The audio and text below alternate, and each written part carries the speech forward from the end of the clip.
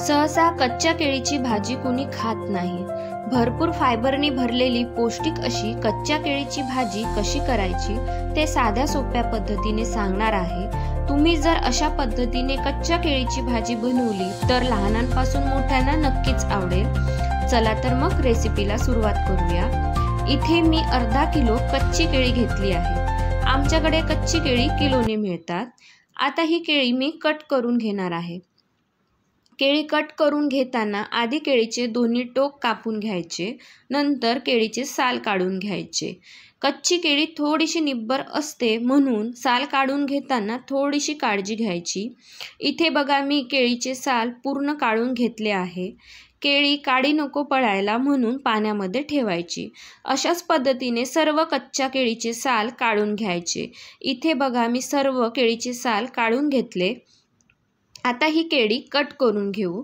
केळी कट करून घेताना दोन पद्धतीने कट करून घेऊ शकता। एक तर केळीच्या मधोमध कट करायचा आणि त्याचे दोन तुकडे करायचे, अगदी भाजीसाठी बटाटा कट करून घेतो ना तसंच, किंवा असं गोल। मी गोलच कट करून घेणार आहे। फक्त एकच काळजी घ्यायची, केळीचे काप जरा जाडच कट करायचे म्हणजे शिजवून घेताना ते गलून जाणार नाही। तुम्ही यामध्ये बटाटा सुद्धा टाकू शकता। बटाटा केळीची मिक्स भाजी सुद्धा छान लागते। इथे बघा मी सर्व केळी कापून घेतलेली आहे। एक बाउल घेतलंय, त्यामध्ये अर्धा चमचा हळद आणि अर्धा चमचा मीठ टाकून मिक्स करून घेतलंय। भाजीसाठी लागणारं वाटण बनतंय तोपर्यंत केळी बाजूला ठेवू। वाटण तयार करण्यासाठी इथे मी एक मोठा कांदा घेतलाय, तो लांब कट करून घ्यायचा। नंतर एक मोठा टमाटर घेतलाय, तो सुद्धा लांब कट करून घेतलाय। नंतर अद्रक घेतलं, ते बारीक कापून घेतलंय। नंतर कोथिंबीर सुद्धा मी बारीक अशी कापून घेतली आहे। आता वाटण तयार करायचं आहे, त्यासाठी मिक्सरचं पॉट घेतलं, त्यामध्ये अद्रक, लसूण, टमाटर, कांदा, कोथिंबीर घेतली आहे। त्यामध्ये मी थोडंसं पाणी घातलं आणि आता याचं बारीक असं वाटण तयार करून घ्यायचं आहे। वाटण तयार झालं आहे। आता केळी तळून घेऊ।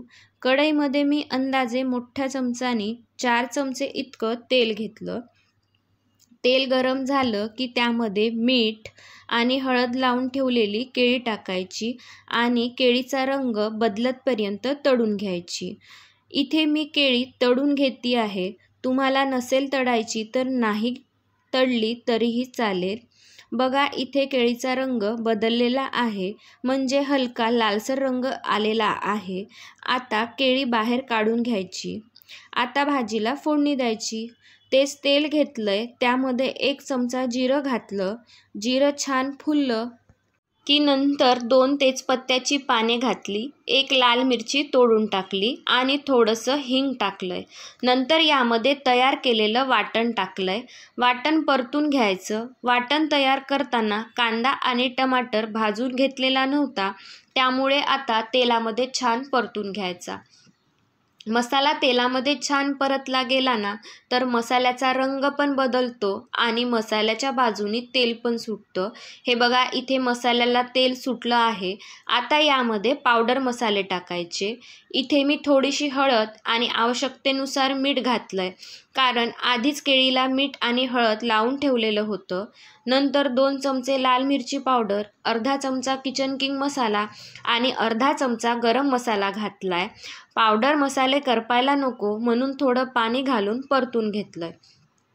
नंतर यामध्ये तळून घेतलेली कच्ची केळी टाकायची, मिक्स करून घ्यायची। मिक्स करून झाली की त्यामध्ये वरनं पाणी टाकायचं। इथे मी अर्धा ग्लास पाणी टाकलंय। जर तुम्हाला पातळ रस्सा हवा असेल तर पाणी जास्तच घाला, कारण केळी थंड झाल्यावर पाणी शोषून घेतं। मी रस्सा जरा घट्टच ठेवणार आहे। नंतर वरनं कोथिंबीर टाकायची, मिक्स करून घ्यायची। आता रस्स्याला एक उकळी काढून घ्यायची।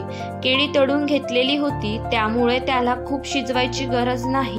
कच्च्या केळीची चवदार पौष्टिक अशी भाजी तयार झालेली आहे। ही भाजी रोजच्या जेवणासाठी खूपच छान पर्याय आहे। तुम्ही सुद्धा अशा पद्धतीने एकदा नक्की बनवून बघा. लहानांपासून मोठ्यांना नक्कीच आवडेल.